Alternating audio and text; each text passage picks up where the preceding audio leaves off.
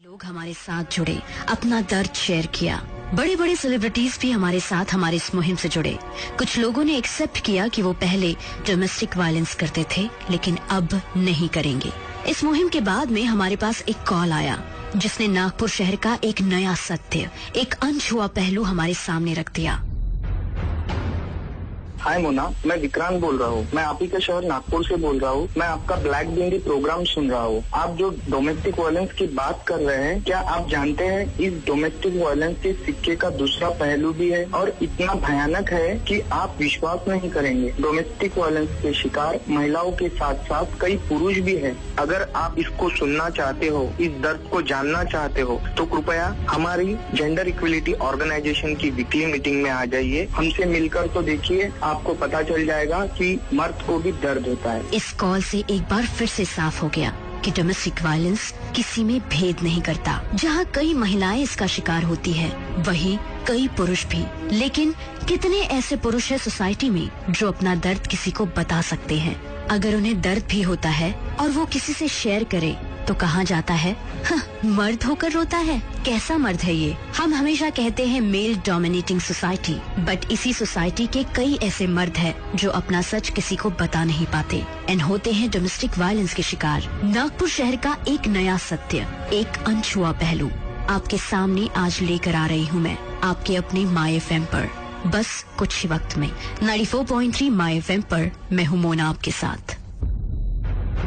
16 always में एक अनछुआ पहलू, #black bindi impact, an initiative by my FM. 16 always में एक अनछुआ पहलू, #black bindi impact, an initiative by my FM. 94.3 my FM पर मैं हूँ मोना आपके साथ। आपने हमेशा मुझे महिलाओं के बारे में बात करते सुना है। हम अपने शो को लेडीज स्पेशल शो भी कहते हैं। लेकिन जब डोमेस्टिक वायलेंस के खिलाफ हमारी मुहिम ब्लैक बिंदी की शुरुआत हुई, तब कई लोगों का दर्द सामने आया। डोमेस्टिक वायलेंस किसी में भेद नहीं करता, लेकिन आज नागपुर शहर का एक नया सत्य, एक अनछुआ पहलू आपके सामने रख रही हूँ। कहते हैं मर्द को दर्द नहीं होता, लेकिन आज मेरे स्टूडियो में कई ऐसे मर्द हैं जो हमें अपना दर्द बताने के लिए माय एफएम के स्टूडियो में यहाँ पर हैं। विक्रांत अंबोरे का कॉल आया, जो एक एनजीओ चलाते हैं, जहाँ कई पुरुष अपना डोमेस्टिक वायलेंस का दर्द उनके साथ बयां करते हैं। उन्होंने हमें अपने एनजीओ बुलाया। वहाँ जो मैंने देखा सुना वो सच में अनबिलीवेबल था, लेकिन सत्य था। उन्हीं में से कई ऐसे विक्टिम्स हैं जो आज मेरे साथ मेरे स्टूडियो में हैं।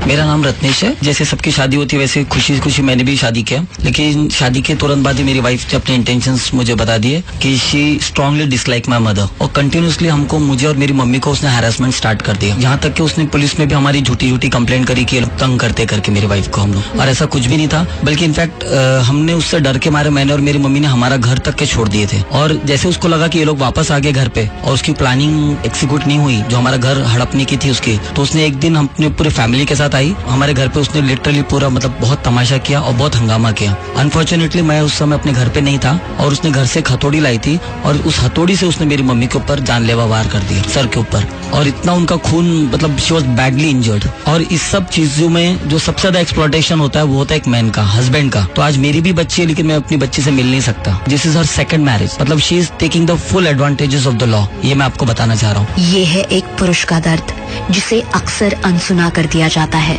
इस समाज में जब औरत पर अत्याचार होता है तो कहा जाता है कि सारी गलती पुरुष की है, और वही अत्याचार पुरुष पर होता है तब भी हम कहते हैं कि गलती पुरुष की होगी। लेकिन हर बार ये सच नहीं होता। ऐसी ही और भी कहानियां हैं, कहीं मत जाइएगा, सुनते रहिए 94.3 माय एफएम। मैं हूँ मोना आपके साथ। 16 ऑलवेज में एक अनछुआ पहलू, #black bindi impact, an initiative by my FM. Initiative by my FM. 94.3 my FM पर मैं हूँ मोना आपके साथ। डोमेस्टिक वायलेंस किसी में भेद नहीं करता, लेकिन आज नागपुर शहर का एक सत्य, एक अनछुआ पहलू आपके सामने रख रही हूँ। माझं नाव सूरज आहे, मी पब्लिक सेक्टर मध्ये इंजिनियर आहे. माझं लग्न 2013 मध्ये झालं. म्हणून लग्न केलं. तिचं अनफॉर्च्युनेटली एज्युकेशन कम्प्लीटच झालेलं नव्हतं, पण त्यांनी आपल्यापासून लपवून ठेवलं हे सर्व गोष्टी. कुठेतरी फुटेल बा म्हणून तिने मला टॉर्चर करणं चालू केलं की घरच्या लोकांचं ऐकायचं नाही, त्यांना येऊ द्यायचं नाही, त्यांच्या घरी जायचं नाही. आणि आम्ही ऑलरेडी दोघी जिथं माझी ड्युटी आहे तिथं राहतो बाहेर आणि आई बाबा दुसऱ्या ठिकाणी राहत होते. तर टॉर्चर करणं चालू केलं. मी म्हटलं असं तर होणार नाही, मी एकटा आहे, तर आई वडिलांना सोडू शकत नाही. घरी गेली. काही दिवसातच त्यांनी माझ्या मागे, मी ड्युटीला गेलो होतो, लॉक तोडून सामान घेऊन गेले पूर्ण. तर मी का 2-4 दिवस बाहेर राहणार होतो, मी लॉक तोडून दुसरा लॉक लावला. तर नंतर मग त्यांनी तिथून 1 महिन्यानंतर 498 दाखल केला, तिथून 2 महिन्यानंतर 125 दाखल केली, तिथून 2 महिन्यानंतर डीव्ही टाकला आणि सगळ्या 4 एक्यूज केलं त्याच्यात, जेव्हा की मी आपल्या आई वडिलांसोबत राहतच नव्हतो कधी. ये है नागपुर शहर का एक अनछुआ पहलू, जिसके बारे में आपने पहले कभी नहीं सुना होगा. ऐसी और भी कहानियां हैं, कहीं मत जाइएगा. सुनते रहिए 94.3 माई FM. मैं हूं मोना आपके साथ. 16 ऑलवेज में एक अनछुआ पहलू.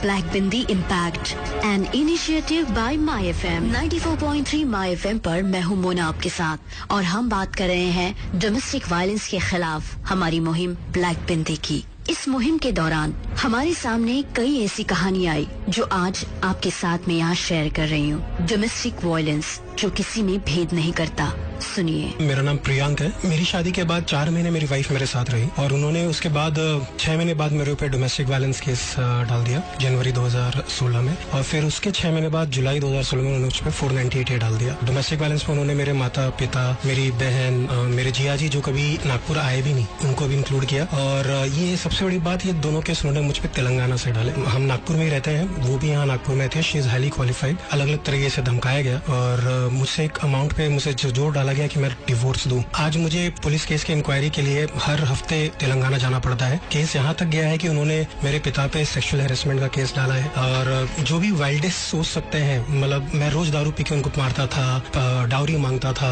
जितने भी केसेस आपके सोच सकते हैं इनसे केस बना जाए, वो सब मेरे ऊपर एलिगेशंस हैं. लड़ाई स्टार्ट कहाँ से हुई, तो एक सिंपल सी बात पे कि हनीमून कहाँ जाना है. मेरे ख्याल से हम लोग हनीमून जा नहीं पाए. उसके बाद सिचुएशन इतनी बिगड़ी. अगर केस हुआ है तो लड़के को तो पैसा देना ही पड़ेगा. वो ना लड़के की सुनते हैं, ना ये जानना चाहते हैं गलती किसकी है. इतने दाग है उसके नोचने के, मारने के, चाकू के, कि जो मैं बयान नहीं कर सकता हूँ. घर में मुझे हमेशा प्रताड़ित करते रही. तो फिर मुझे बोलते थे कि माँ बाप को छोड़ के आप अलग आ जाओ. मैंने वो भी किया. मैं सेपरेट एक मकान लिया, उसमें हम मियाँ बीवी और बच्चा रहने लगे. तो वो और ज्यादा वायलेंट हो गई. उसको एनकरेजमेंट हो गया कि ये मेरी सुनता है. तो मुझे 2 बार चाकू से मारा घर में. मॉल में बच्चे के कपड़े लेने गए थे. सिर्फ वो कपड़ा मुझे पसंद आया, उसको पसंद नहीं आया, इसलिए मुझे ये उसमें सबके सामने इतना जोर से तमाचा मारा कि सब लोग देखते रह गए. पुलिस स्टेशन में इवन महिला सेल में काउंसलिंग चल रही है. सभी महिलाओं के सामने कॉलर पकड़ के 2-3 तमाचे महिलाओं के सामने मारे. वीडियो रिकॉर्डिंग है. और यही मुझे बोलती है कि ये मुझे मारता था घर में. शादी के 1 महीने के बाद वो मुझे बोलती थी कि ट्रांसफर लेके आप मुंबई चलिए. मुझे हमेशा हरास करती थी मैडम. और मेरे नाखून से नोचने के तो इतने मेरे छाती पे दाग है कि जो कोई देखेगा तो बोलेगा कि तो शिकार तो मैं हूँ, लेकिन मेरी कहीं सुनवाई नहीं होती है. ट्रांसफर लेके आए या फिर मुझे 50 लाख दे, आप मुझे 50 लाख दे दो 1 टाइम एलिमनी, तो ही मैं डिवोर्स के लिए एग्री हूँ. अदरवाइज जो टॉर्चर है वो चलता रहेगा. आप बोले फाइट करते हो. ये है नागपुर शहर का एक अनछुआ पहलू, जिसके बारे में आपने पहले कभी नहीं सुना होगा. ऐसी और भी कहानियां हैं, कहीं मत जाइएगा. सुनते रहिए 94.3 माई FM. मैं हूं मोना आपके साथ.